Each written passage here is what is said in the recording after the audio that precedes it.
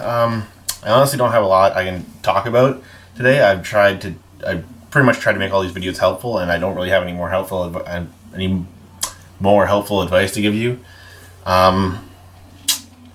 Pretty much we're in exams now. I've already had two. Some people like them spread out and all that stuff, and you can get that every now and then when you get exams. But for the moment, I have 1 week I have two. That was previous week. I had Tuesday and Wednesday.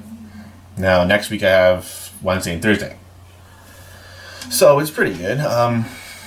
It's spread out enough that I have like a week to study for the other two, or review, because again, you should be studying beforehand.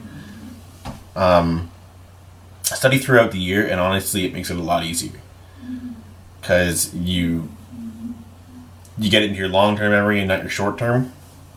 Keep in mind, this is university, so every year, so the next year will be pulling off of the previous year.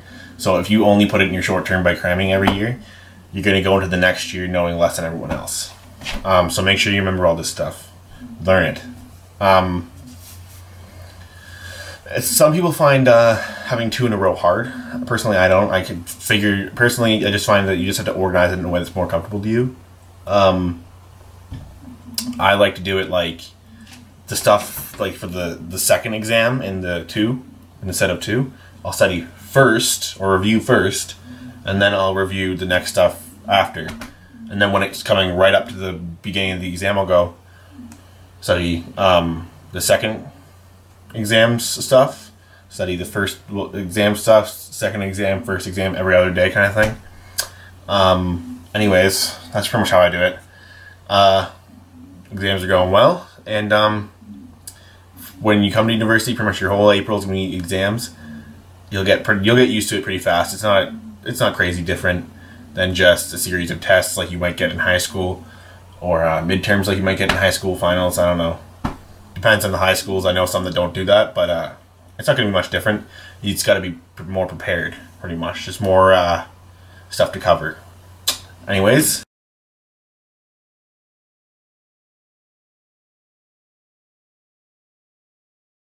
Considering this is going to be one of my later ones, I'm going to have a few things I have to fit in, right? So I realized it's almost summer, and for some reason one of the things that popped in mind was, well, two things. I find that when I talk about some of this stuff, I do make it sound like it's all work. And when you're studying for an exam, you don't want it to be all work. If you just sit there for like 12 hours straight studying, you're going to probably learn a lot, yeah, but you're not going to remember a lot of things as well. There's going to be some things that you could have learned if you studied differently that you wouldn't have. I probably actually mentioned this already in some of my other videos with some tips, but one of the things is you need breaks, like I had right in that video. While the last one might have been for the most part a joke, granted I jump very easily.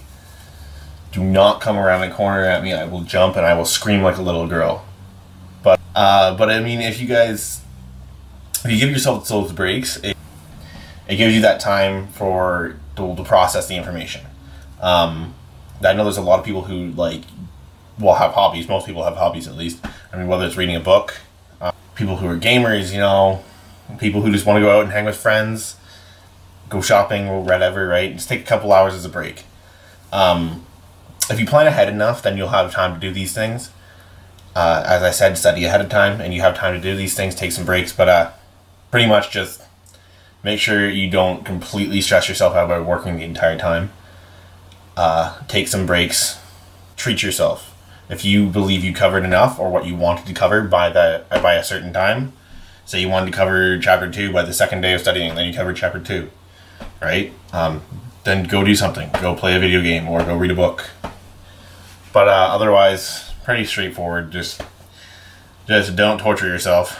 Otherwise, one thing I want to add, I actually originally had this in my video and took it out because I think that there's one person who actually covered it pretty well, but I figured I'd just reference her. Summer employment. Summer employment is a big, important thing. Really, it is. While I was recording this originally, I was trying to give you an idea of what the school offered.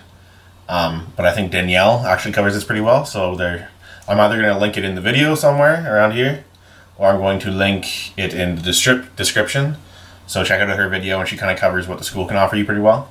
If you're looking for a part-time job in Oshawa, whether or not you live here or otherwise, the retail places are all over the place. I mean, looking at grocery stores, I work at a grocery store around year-round while going to school and otherwise. Play your connections. That's one of the big things. That's what it's going to come down to. Just shop your resume around, send it to everyone. Someone's going to pick you up. There's so many people in Oshawa. Otherwise, play your connections and look for anything, any jobs.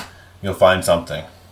I'm playing connections that I have with grocery stores and otherwise, and I plan to get some more jobs this summer.